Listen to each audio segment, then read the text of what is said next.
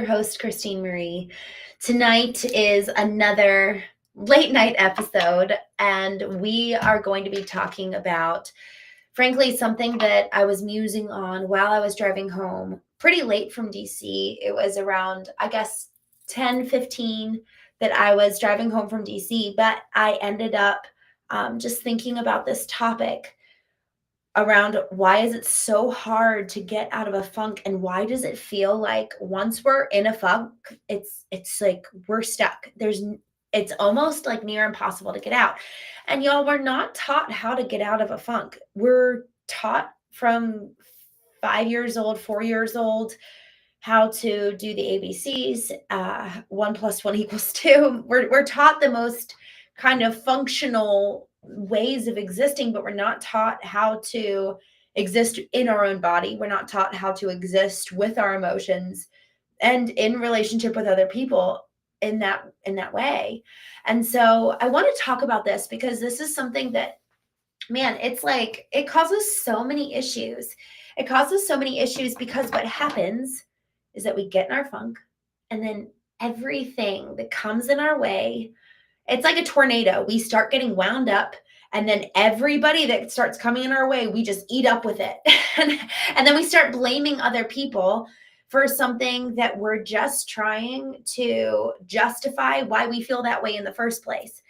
We know that it's not them. We know that in actuality, it's not really them that we're getting angry at.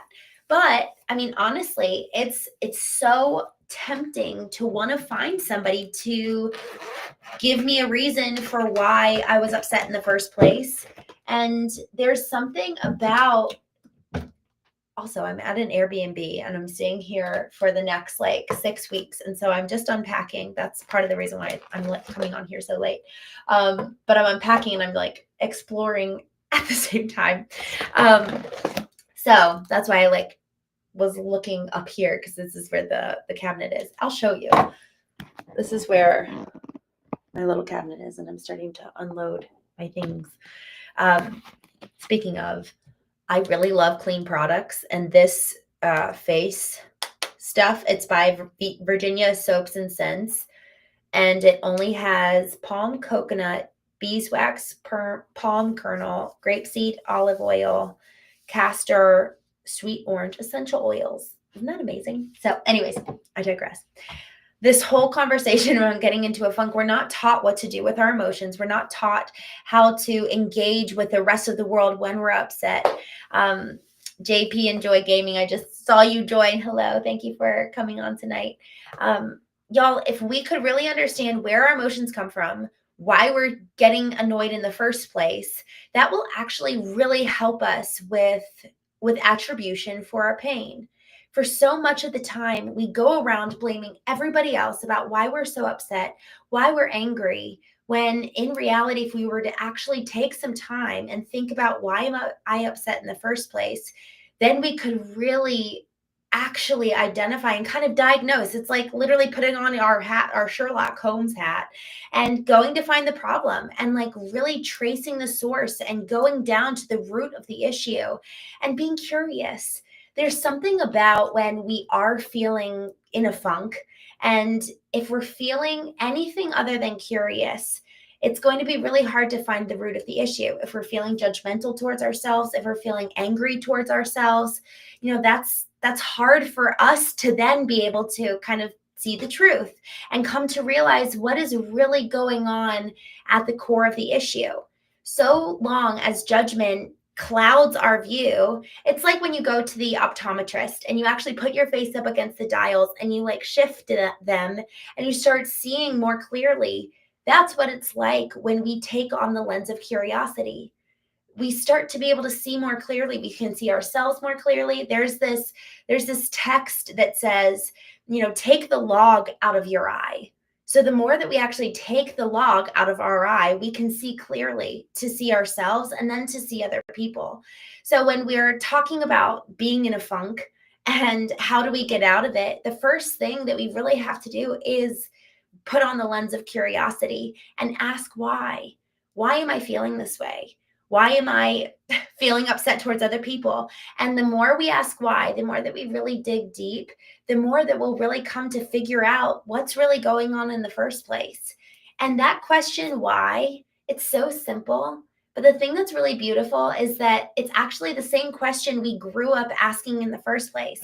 When we think about kids, we always kind of roll our eyes at kids and we're like, stop asking me why so many times. But there's an innate curiosity in kids that really helps them to look at the world with wonder. They're curious. They're not judging what they see. And so if we were to look at the world with the same type of curiosity, we would be able to look at ourselves and see what's really going on and, man, extend so much more love for what's happening. And I just saw here, Mimosa, you said balance. It's balance. I love that. That's so much of what it is.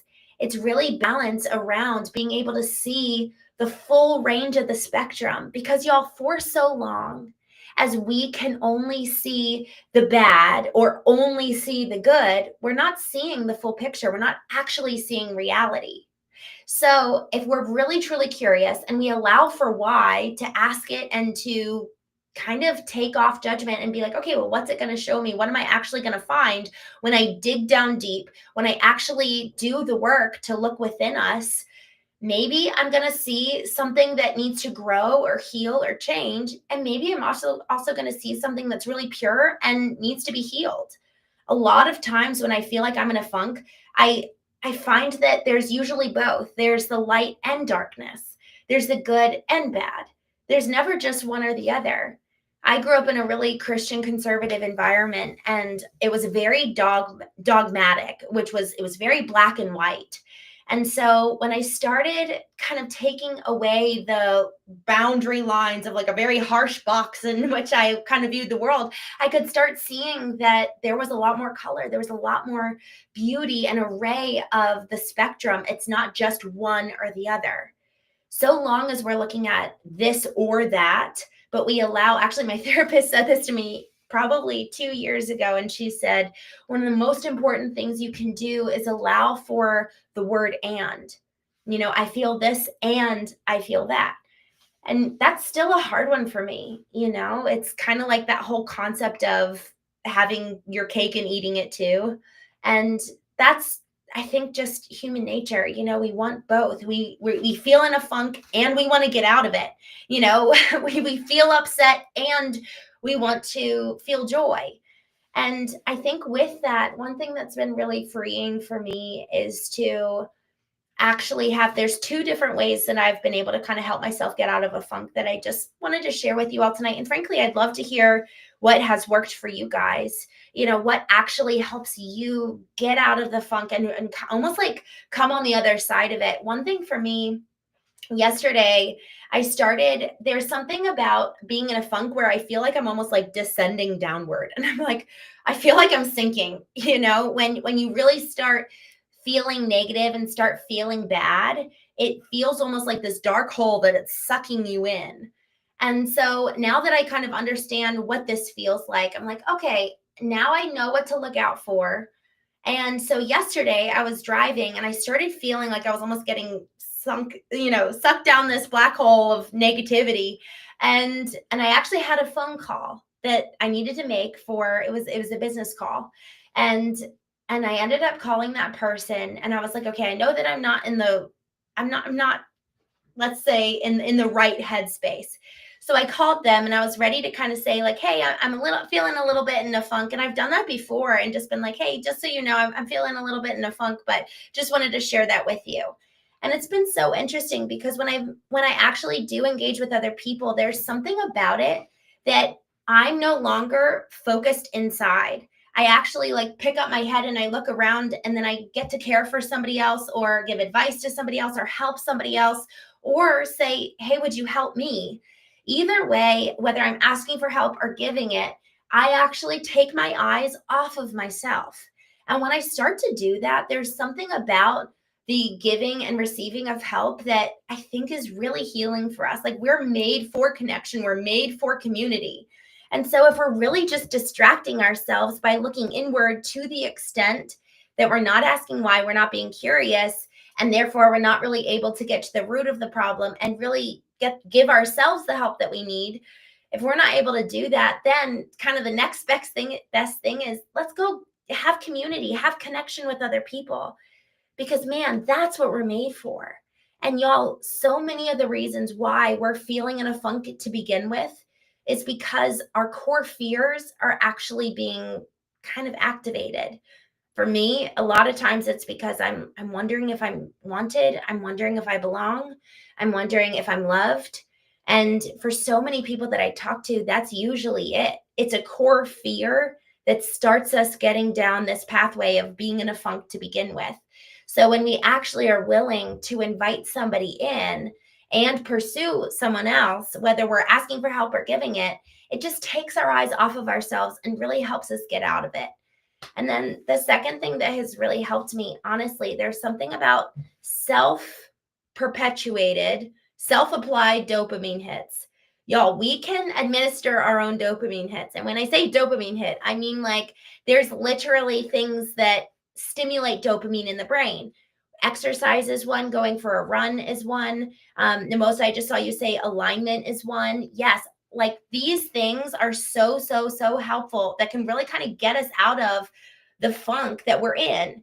And for me, one of those things, did you guys know that singing causes dopamine spikes in the brain? And that's something. So tonight I was in the car and I just started singing and it made a big difference for me. So number one, for us to actually kind of cure our own funk, go inward, ask why, be curious, put on the lens of a kid and be wondrous, wondering about our body, wondering about our soul, wondering about the world, be curious, ask what fear is being stimulated. And then if we want to get out of the funk, call a friend, offer to help them or ask for help, reach out for community and connection. And then self-apply dopamine hits. It's so easy to do. Here's the real question, though, that I want to leave you all with tonight. Do you want to stay in your funk? Because sometimes we really do. We actually don't want to get out of the funk to begin with. And so if the question is, yeah, I'd like to stay in the funk, then you're actually doing it to yourself. So the thing that's really cool about all of this is that we actually are never really the victim when it comes to our emotions. And it's really just kind of a practice of learning how to master them. Austin, you said this is all just common sense, right? Honestly, I'm glad that it all sounds like common sense to you. I had to learn this stuff. I wasn't raised with learning how to be intelligent around my emotions. I wasn't taught how to engage with emotions. So I think it's really exciting to cultivate skills and really learn how to get ourselves out of being in a funk or just having a negative emotions. There's a book called Letting Go by David Hawkins, and he talks about emotions as effectively energies that as we level up in an energetic level, there's numerical value assignments to it. So shame is like the lowest you can get, and that's level 50. And then once you get up to pride, that's level 150. But then as you get up to the level of courage, that's 200. And we can see it when somebody's coming in shame, they're kind of hunched over, they're a little bit more small, maybe they're not talking as loud, and you can tell that they have like a lower energy. But if someone's in the energy level of courage, they're shoulders back, kind of coming forward and just being excited to engage with you. And so at this thought of being in a funk, it kind of lowers us down in this emotional frequency and emotional level where we're actually not performing at our peak. We're actually decreasing our energy levels as we go lower and lower into this negative energy cycle. And then we pick up other people in our wake like a tornado does. So I love, I think all of us have different things to offer each other in terms of what works, what has been something that picks you up out of your funk and what stuff that picks me up out of it. And I think that that's probably one of the most important things we can teach our kids to do. I think that this is something that is actually actively being encouraged to be taught in school, because for so many of us, we're learning how to do this as adults. And then we wonder why relationships are so hard. We wonder why communication is so hard, because for the most part, man, we're just trying to survive and we don't have the tools to actually exist in and be in success. Austin, I just saw your note. This is a towel. I just moved into this Airbnb, so I'm here for the next 6 weeks. But yes, this is a towel. Anyways, y'all, thank you so much for joining me today.